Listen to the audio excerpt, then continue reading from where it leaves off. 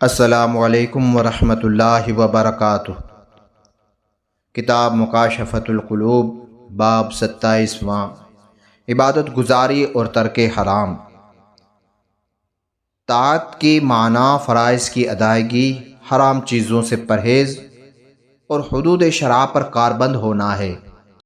حضرت مجاہد رحمۃ اللہ تعالی علیہ فرمان الہی ولا تنس نصیبک من الدنیا کے متعلق کہتے ہیں، اس کا مطلب یہ ہے کہ بندہ اللہ تعالیٰ کی عبادت اور اطاعت کرتا رہے۔ طاعت کی حقیقت اللہ تعالیٰ کی معرفت، خوف خدا، اللہ تعالیٰ سے امید، ہمہ وقت اللہ تعالیٰ کی طرف رجوع ہونا ہے۔ وہ بندہ جو ان اوصاف سے خالی ہوتا ہے وہ ایمان کی حقیقت کو نہیں پا سکتا۔ لہٰذا اطاعت اس وقت تک صحیح نہیں ہوتی جب تک کہ بندہ اللہ کی معرفت اور اس بے مثل و بے مثال قادر و خالق رب ذوالجلال کی تمام صفتوں پر ایمان نہیں لاتا۔ ایک بدوی نے حضرت محمد بن علی بن حسین رضی اللہ تعالی عنہم سے عرض کی کہ تم نے اللہ کو دیکھا ہے جو اس کی عبادت کرتے ہو؟ آپ نے فرمایا ہاں، دیکھ کر عبادت کرتا ہوں۔ پوچھا وہ کیسے؟ آپ نے فرمایا وہ آنکھوں کے نور سے نہیں دل کے ادراک سے دیکھا جاتا ہے، اسے حواس سے نہیں پا سکتے، وہ اپنی لاتعداد نشانیوں سے پہچانا جاتا ہے، بے اندازہ اوصاف سے موصوف ہے، وہ کسی پر ظلم نہیں کرتا، وہ آسمان و زمین کا مالک ہے اور اس کے سوا کوئی معبود نہیں ہے۔ بدوی بے ساختہ کہہ اٹھا، اللہ جانتا ہے کہ اسے کس گھرانے میں اپنا رسول بھیجنا ہے۔ باطنی علم کیا ہے؟ ایک عارف سے باطنی علم کے متعلق پوچھا گیا۔ انہوں نے کہا وہ اللہ تعالیٰ کا راز ہے جسے وہ اپنے دوستوں کے دلوں میں ڈال دیتا ہے اور کسی فرشتے اور انسان کو اس کی خبر تک نہیں ہوتی۔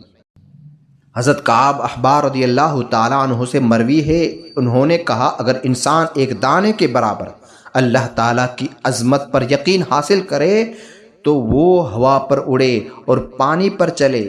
پاک ہے وہ ذات جس نے اپنی معرفت کے ادراک پر انسان کے اقرار عاجزانہ کو ایمان قرار دیا اور عطا کردہ نعمتوں پر انسان کے شکر نہ کر سکنے کے اعتراف کو شکر قرار دیا ہے۔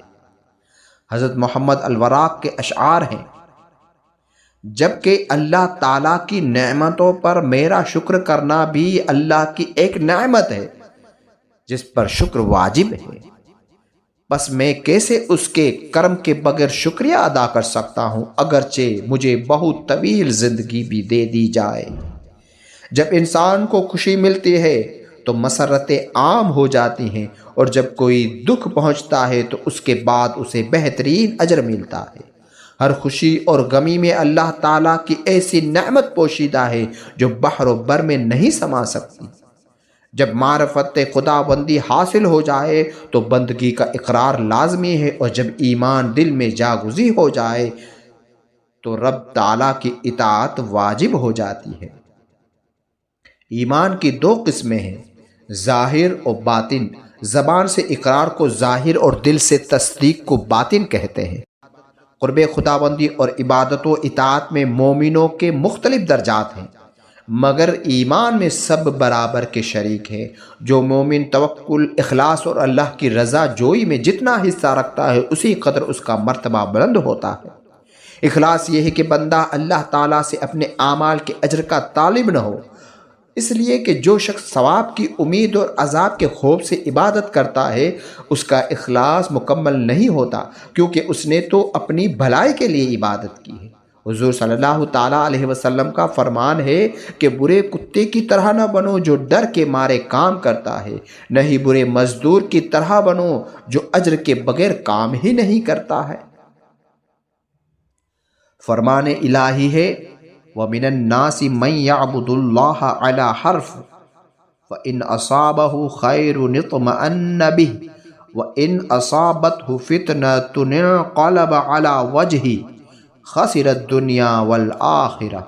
اور بعض لوگوں سے وہ ہے جو کنارے پر اللہ کی عبادت کرتا ہے، اگر اسے بھلائی ملے تو وہ مطمئن ہو جاتا ہے اور اگر اسے آزمائش پڑے تو اپنے منہ واپس پلٹ جائے، دنیا اور آخرت کو خسارے میں دیا۔ اگر اللہ تعالیٰ اعمال پر اجر نہ دیتا تب بھی اس کے احسانات اور انعامات اتنے ہیں کہ ہم پر اس کی عبادت اور اطاعت ضروری تھی، چہ جائے کہ اس کا حکم بھی ہو اور اجر کا وعدہ بھی ہو۔ توکل یہ ہے کہ انسان حاجت مندی کے وقت اللہ تعالیٰ پر اعتماد کرے، ضرورت کے وقت اس کی طرف رجوع کرے اور مصائب کے نزول میں اطمینان قلب اور کامل سکون کا ثبوت فراہم کرے، کیونکہ متوکل آدمی خوب جانتا ہے کہ مصائب کا ورود اللہ ہی کی طرف سے ہے۔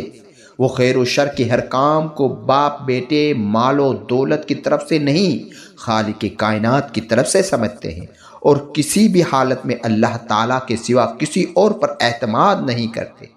چنانچہ فرمان الہی ہے وَمَن يَتَوَکَّلْ عَلَى اللَّهِ فَهُوَ حَسْبُهُ، جو اللہ پر توکل رکھتا ہے بس اللہ اسے کافی ہے۔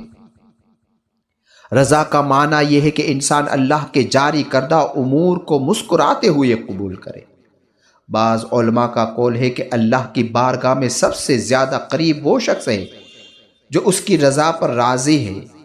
حکماء کا قول ہے کہ بہت سی مسرتیں بیماری ہوتی ہیں اور بہت سی بیماریاں شفا ہوتی ہیں۔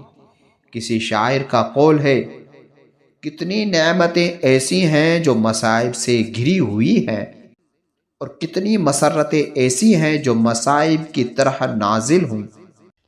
خوشی اور غم دونوں میں صبر کر، کیونکہ ہر کام کا ایک انجام ہوتا ہے۔ ہر غم کے بعد خوشی ہے اور ہر خوشی میں برائی پوشیدہ ہے۔ ہمارے لیے یہ ارشاد ربانی کافی ہے کہ تم کسی چیز کو ناپسند کرتے ہو حالانکہ وہ تمہارے لیے بہتر ہوتی ہے۔ بندے کی عبادت اور طاعت حب دنیا ترک کیے بغیر نامکمل رہتی ہے۔ ایک دانشور کا قول ہے کہ بہترین نصیحت وہ ہے جو دل پر کوئی حجاب نہ رہنے دے، اور یہ حجابات دنیاوی تعلقات ہیں، یعنی اس نصیحت سے تمام دنیاوی تعلقات دل سے منقطع ہو جائیں۔ ایک اور حکیمانہ مقولہ ہے کہ دنیا ایک لمحہ ہے، اسے طاعت و بندگی میں گزار دے۔ ابو الولید الباجی کا قول ہے جب تم خوب اچھی طرح جانتے ہو کہ تمہاری زندگی ایک ساعت سے زیادہ نہیں تو تم اسے احتیاط سے کیوں خرچ نہیں کرتے، اسے طاعت و عبادت میں کیوں بسر نہیں کرتے۔ ایک شخص نے حضور صلی اللہ تعالیٰ علیہ وسلم سے عرض کی، یا رسول اللہ صلی اللہ تعالیٰ علیہ وسلم، میں موت کو ناپسند کرتا ہوں۔ آپ نے فرمایا تیرا مال وغیرہ ہے؟ عرض کی جی ہاں۔ آپ نے فرمایا مال کو پہلے بھیج دو کہ آدمی اپنے مال کے ساتھ ہوگا۔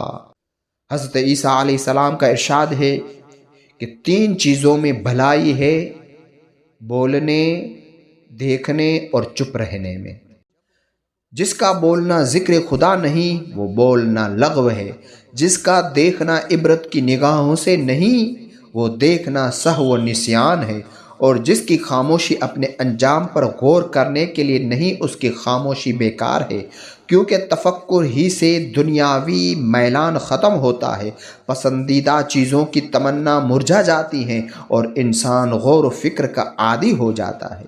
انسان کو حرام چیزوں کی طرف نگاہ نہیں ڈالنی چاہیے، کیونکہ نظر ایک ایسا تیر ہے جو خطا نہیں ہوتا، اور یہ ایک زبردست قوت ہے۔ فرمان نبوی ہے نظر شیطان کے تیروں میں سے ایک تیر ہے، جس نے خوف خدا کی وجہ سے اسے حرام سے بچا لیا، اللہ تعالیٰ اسے ایسا ایمان عطا کرے گا جس کی لذت وہ اپنے دل کی گہرائیوں میں محسوس کرے گا۔ حکماء کا قول ہے جس نے اپنی نگاہ کو آوارہ چھوڑ دیا اس نے بے انتہا شرمندگی اٹھائی۔ یہ آزاد نگاہی انسان کو بے نقاب کر دیتی ہے، اسے ذلیل و خوار کرتی ہے اور جہنم میں طویل مدت تک رہنے کو اس پر واجب کر دیتی ہے۔ اپنی نظر کی حفاظت کر، اگر تو نے اسے آوارہ چھوڑ دیا تو برائیوں میں گر جائے گا، اور اگر تو نے اس پر قابو پا لیا تو تمام اعضائے بدن تیرے مطیع ہو جائیں گے۔ افلاطون سے پوچھا گیا کہ دل کے لیے زیادہ نقصان پہنچانے والی چیز کان ہے یا آنکھ؟ اس نے کہا یہ دونوں دل کے لیے پرندے کے 2 پروں کی طرح ہیں، وہ انہی کی قوت سے اڑتا ہے جب ان میں سے کوئی پر ٹوٹ جاتا ہے تو وہ اڑنے میں بہت دشواری محسوس کرتا ہے۔ حضرت محمد بن زو کا قول ہے کہ اللہ تعالیٰ نے ہر ذی عقل کے لیے یہ سزا رکھ دی ہے کہ وہ ہر اس چیز کے دیکھنے پر مجبور ہوتا ہے جس سے وہ نفرت کرتا ہے۔ ایک زاہد نے کسی شخص کو دیکھا، وہ ایک لڑکے سے ہنسی مذاق کر رہا تھا۔ زاہد نے اس سے کہا، اے عقل کے اندھے، تجھے کرامن کاتبین اور محافظ فرشتوں سے بھی شرم نہیں آتی جو تیرے اعمال لکھ کر انہیں محفوظ کرتے جا رہے ہیں اور تیری ان برائیوں کے گواہ بن رہے ہیں اور تیری ایسی پوشیدہ برائیوں سے واقفیت حاصل کر رہے ہیں جن کو تو لوگوں کے سامنے کرنے سے گھبراتا ہے۔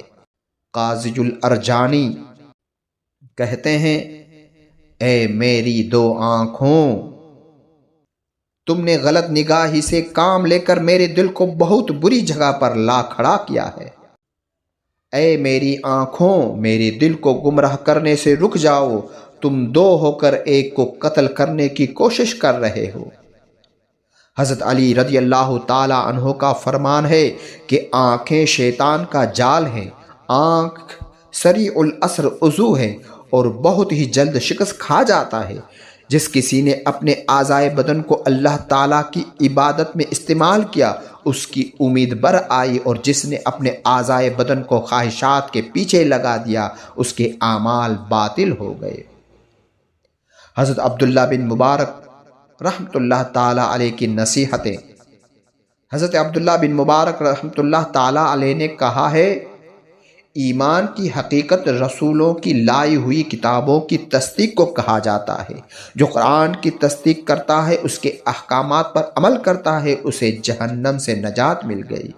جو حرام کردہ چیزوں سے کنارہ کش ہوا، وہ توبہ پر مائل ہوا۔ جس نے رزق حلال کھایا، وہ متقی بن گیا۔ جس نے فرائض کو انجام دیا، اس کا اسلام مکمل ہو گیا۔ جس نے زبان کو راست گو بنایا، وہ ہلاکت سے بچ گیا۔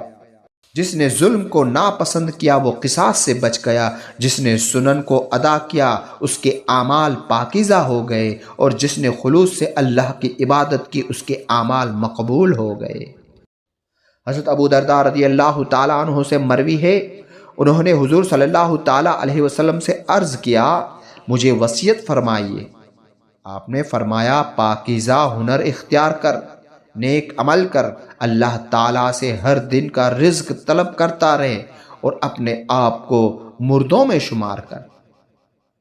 اور ہر انسان کے لیے ضروری ہے کہ وہ اپنے نیک اعمال پر نہ اترائے، کیونکہ یہ اعمال کے لیے ایک عظیم ہلاکت ہے۔ ایسا آدمی عمل کر کے اللہ تعالیٰ پر احسان دھرتا ہے، حالانکہ اسے یہ علم نہیں ہوتا کہ اس کا عمل مقبول ہوا یا نہیں۔ ایسے گناہ جن کے بعد ندامت اور پشیمانی ہو، اس عبادت سے اچھے ہیں جس میں تکبر اور ریا شامل ہو۔ فرمان الہی ہے، وَبَدَا لَهُم مِّنَ اللَّهِ مَا لَمْ يَكُونُوا يَحْتَسِبُونَ۔ بعض مفسرین کا قول ہے کہ اس آیت کا مطلب یہ ہے کہ وہ نیک عمل کر کے اترایا کرتے تھے، آخرت میں ان کی وہ نیکیاں برائیوں کی شکل میں ظاہر ہوں گی۔ ایک بزرگ جب یہ آیت پڑھتے تو فرمایا کرتے کہ دکھاوے کی عبادت کرنے والوں کے لیے ہلاکت ہے، اور فرمان الہی اللہ کی عبادت میں کسی کو شریک نہ کر سے بھی بعض علماء نے ریا کی شرکت مراد لی ہے۔ حضرت ابن مسعود رضی اللہ تعالی عنہ سے مروی ہے کہ سب سے آخر میں قرآن مجید کی یہ آیت نازل ہوئی، وَاتَّقُوا يَوْمًا تُرْجَعُونَ فِيهِ إِلَى اللَّهِ ثُمَّ تُوَفَّى كُلُّ نَفْسٍ مَّا كَسَبَتْ وَهُمْ لَا يُظْلَمُونَ۔ اور ڈرو اس دن سے جس میں تم اللہ کی طرف لوٹائے جاؤ گے، پھر ہر نفس کو اپنے اعمال کا پورا بدلہ دیا جائے گا اور کسی پر ظلم نہیں ہوگا۔ محمد بن بشیر رحمۃ اللہ تعالیٰ علیہ فرماتے ہیں، تیرا کثیر وقت گزر چکا، اس بقیہ تھوڑے وقت کو کام میں لا، اس طرح کہ تو عادل گواہ ہو اور تیرے یہ افعال تیری نیک خصلتوں کی شہادت دیں گے۔ اگر تو نے گزشتہ دنوں میں برائیاں اکٹھا کر لی ہیں تو اب نیکیاں کر، تو نیک بخت ہو جائے گا۔ اچھی بات کو کل پر نہ ڈال، شاید کل آئے اور تو نہ ہو۔ بری خواہشات کو جلد پورا کرتا ہے اور توبہ کو کل پر ڈال دیتا ہے۔ اسی غفلت میں موت آ جائے گی، یہ عقل مندوں کا کام نہیں ہے۔ حضرت داؤد علیہ السلام نے حضرت سلیمان علیہ السلام سے فرمایا، 3 چیزیں مومن کی پرہیزگاری پر دلالت کرتی ہیں۔ ایک، نہ پانے کی صورت میں بہترین توکل، پا لینے کی صورت میں بہترین رضا، اور ختم ہو جانے کی صورت میں بہترین صبر۔ ایک حکیم کا قول ہے، جس نے مصائب پر صبر کیا اس نے مقصود کو پا لیا۔ شاعر کہتا ہے، اگر تجھ پر زمانہ کوئی مصیبت نازل کرے تو صبر کر، آہ و فغاں نہ کر۔ اگر دنیا اپنے تمام تر حسن کے باوجود تجھ سے منہ پھیر لے تو صبر کر، کیونکہ تقوی اور نیکی کی نشانی ہے۔ اپنے نفس کو صبر اور تقوی پر مجبور کر، پھر تو ہر اس فضیلت کو پالے گا جس کی تو تمنا رکھتا ہے۔ دوسرا شاعر کہتا ہے، صبر حصول مقصود کی کلید ہے، کنجی ہے اور ایک دائمی مددگار ہے۔ اگر دکھ کی رات طویل ہو جائے تو صبر کر، کیونکہ اکثر دیکھا گیا ہے کہ دکھ کا انجام مسرت ہوتا ہے، اور بسا اوقات صبر کرنے والے کو صبر کرنے کے بعد پچھتاوا نہیں ہو پڑتا۔ ایک اور شاعر کہتا ہے، صبر ایمان کی مضبوط رسی اور شیطانی وساوس کے لیے ڈھال ہے۔ صبر کا انجام بہترین اور غصے کا انجام بدترین ہوتا ہے۔ اگر تجھے زمانہ کوئی دکھ دے تو سمجھ لے کہ شروع ہی سے ایسا ہی ہوتا ہے۔ اس یقین محکم کے ساتھ صبر کی زرہ پہن لے کہ صبر خوشنودی خدا کا باعث ہے، اور صبر کی کئی اقسام ہیں۔ پابندی سے فرائض خداوندی کا ادا کرنا اور ان کے بہترین اوقات کا خیال رکھنا، عبادت پر صبر، دوستوں اور ہمسایوں کی زیادتیوں پر صبر، مرض پر صبر، فقر پر صبر، گناہوں، ناجائز خواہشات، شیطانی وساوس اور اعضائے جسمانی کو غیر ضروری کاموں میں استعمال کرنے سے صبر وغیرہ۔